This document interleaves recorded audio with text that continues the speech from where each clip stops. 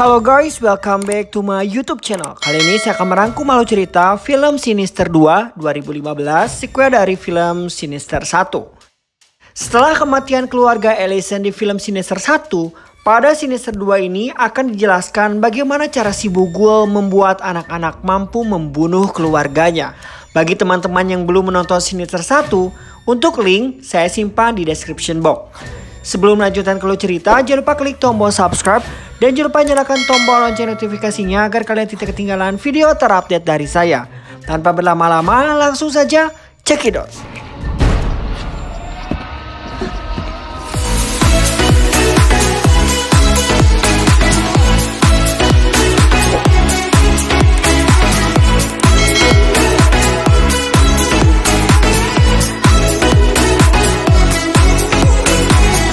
Film ini dibuka dengan sebuah rekaman yang terlihat 3 orang terpasung di tengah ladang. Dan orang yang merekamnya menyalakan api sehingga membuat mereka yang terpasung terbakar.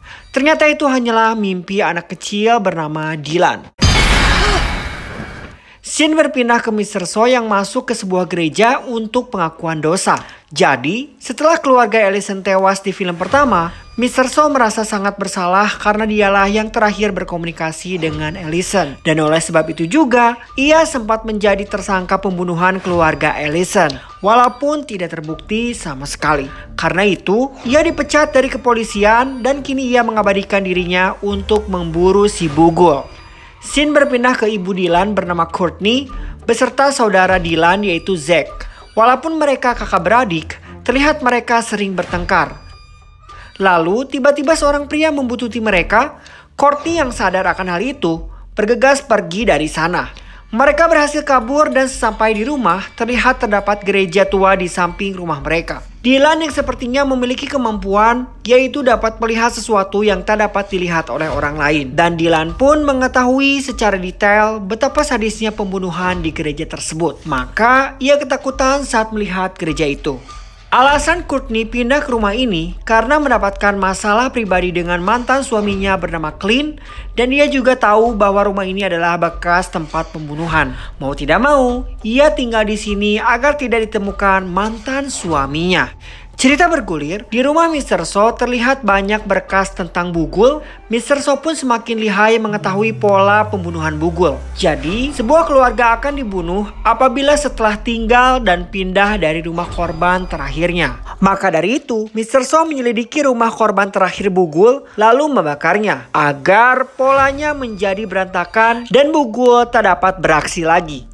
Scene berpindah ke Courtney yang sedang membuat furniture di gereja tua samping rumahnya. Dylan yang datang memanggilnya untuk makan malam. Tapi tiba-tiba Dylan melihat darah berceceran di lantai dan itu membuatnya ketakutan.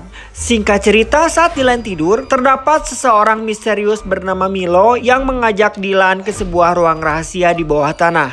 Lalu di sana sudah tersedia proyektor. Lalu datang anak bernama Ted dan memberikan mereka roll film dengan judul Piknik Memancing. Dan mereka pun nobar. Di video itu terlihat keluarga yang sedang memancing.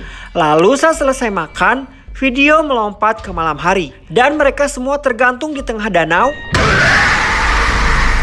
Dylan ketakutan dan berlari meninggalkan mereka.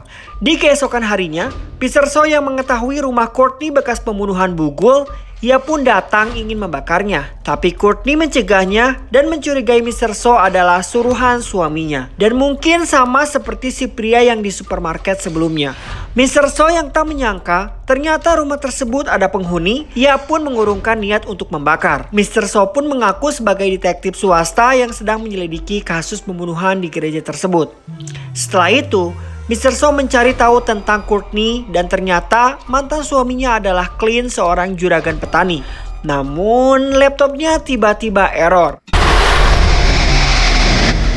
Di sisi lain, Dylan kembali bermimpi tentang kekerasan ayahnya dan juga melihat 4 orang yang dipasung serta dibakar. Dylan pun terbangun dan tidak bisa tidur kembali. Maka dia memutuskan untuk masuk ke ruang rahasia dan bertemu Emma yang membelikan roll film yang berjudul Pagi Hari Natal. Milo lah yang menyarankan Dylan untuk menonton video tersebut agar dirinya tidak bermimpi buruk lagi.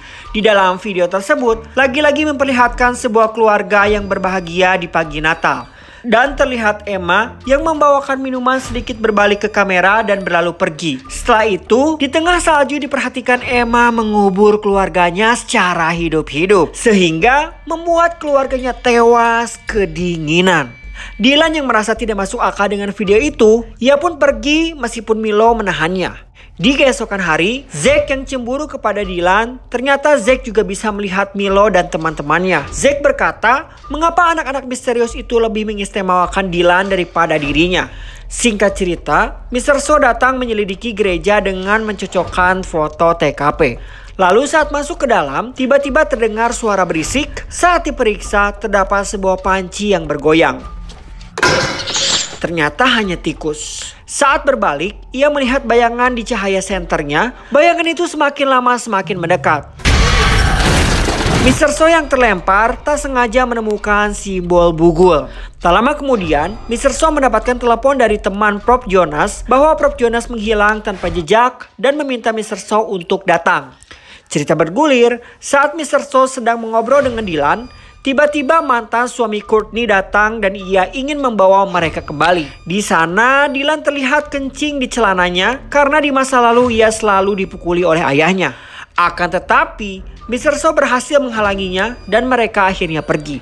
Setelah kejadian itu, Mr. So diminta untuk bermalam di rumah ini. Mr. So yang tidak dapat tidur kembali memeriksa foto-foto TKP.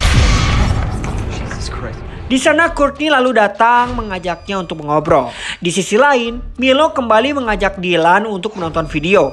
Dylan yang pikirannya kacau karena kedatangan sang ayah sebelumnya, ia pun setuju dan menonton video berjudul Perombakan Dapur. Video itu memperlihatkan keluarga yang sedang memperbaiki dapur. Lalu setelah mereka minum, scene berpindah di malam hari. Mereka dalam kondisi terikat dengan lantai dipenuhi air. Si perekam yang menggunakan sepatu boot lalu mengaliri air tersebut dengan listrik dan membuat keluarganya tewas. Lalu Dylan pergi dari sana. Zack pun mengetahuinya dan turun menemui anak-anak tersebut. Ia mengatakan mengapa anak-anak itu memilih Dylan ketimbang dirinya. Dan Milo menjawab karena hanya Dylan lah yang mampu melakukan hal tersebut. Di keesokan hari, Mr. So mendatangi Dr. Stoneboard, teman Prof Jonas. Ia memperlihatkan radio zaman dulu yang merekam sebuah frekuensi yang aneh.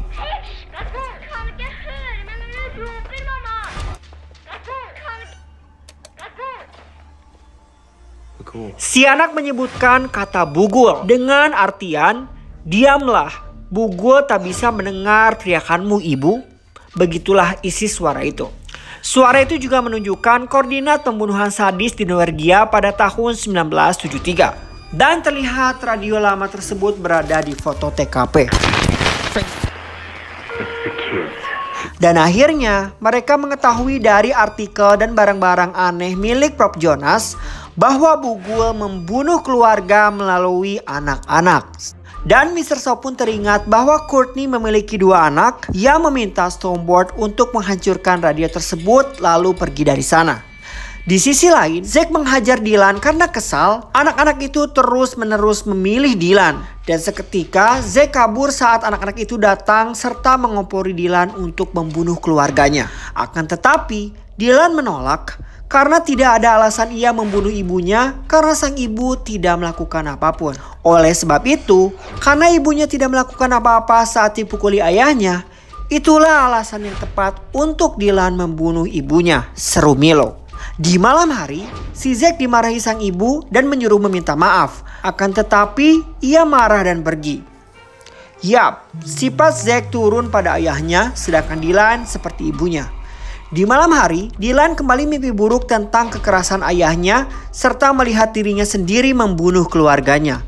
Ia lalu terbangun dan pergi ke ruang rahasia. Lalu Milo menawarkan video karyanya berjudul Ibadah Hari Senin. Di video itu diperlihatkan orang-orang yang sedang beribadah. Lalu beberapa orang meminum sesuatu yang ternyata obat bius. Mereka terbaring membentuk lingkaran dan kepalanya tertutup serta tangan terpasung. Dan di perutnya terdapat sebuah panci tertutup dan terikat. Bugul lalu muncul dengan beberapa tikus. Tikus itu lalu dimasukkan ke dalam panci yang di atasnya diberi bara api. Seketika tikus itu tentu kepanasan mencari jalan keluar.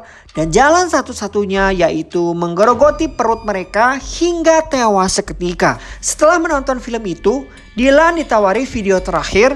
Tapi Dylan menolak karena video-video itu bukan jawaban dari masalah dirinya. No.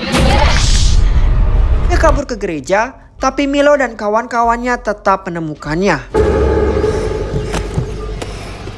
Di sini Dylan dengan tegas menolak kalau ia tidak seperti Milo dan teman-temannya. Dan Milo hanya menjawab, tidak apa-apa, karena sebenarnya video-video tersebut bukan untuk Dylan. Dylan yang kembali ke ruang rahasia dan menemukan Zack di sana. Ia mengajak Zack pergi tapi ia menolak. Jadi mereka sengaja selalu mengistimewakan Dylan agar Zack cemburu dan yang akan menjadi pelakunya adalah si Zack. Di esok hari, Clint memperlihatkan surat pengadilan tentang keputusan hak asuh anak. Melihat surat tersebut, Courtney tak berkutik dan akhirnya memilih untuk ikut dengan Clint. Mr. So yang telat datang, ia mengetahui bahwa jika mereka pindah dari rumah bekas pembunuhan Bugul, seketika mereka akan menjadi korban berikutnya. Demi memutus rantai pembunuhan Bugul, ia mendatangi rumah Clint. Clint menghajar Mr. So sampai babak belur. Di hari berikutnya, mereka piknik di tengah ladang jagung seperti yang selalu ada di mimpi Dylan. Di sini terlihat Zack menyalakan kamera bersama anak-anak misterius. Lalu ia ke sana menyiapkan minuman yang tentunya sudah diberi obat bius. Tapi Dylan yang mengetahui skenario itu diam-diam mengirim pesan kepada Mr. So.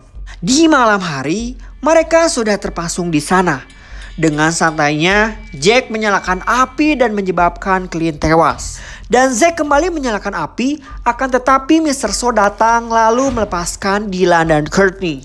Zack yang sudah sadar menghajar mereka dengan celurit sampai melukai Mr. So. Mereka yang berhasil kabur bersembunyi di rumah, Zack terus mencarinya dengan dibantu anak-anak misterius. Mr. So yang ketahuan dan dilempari stick golf.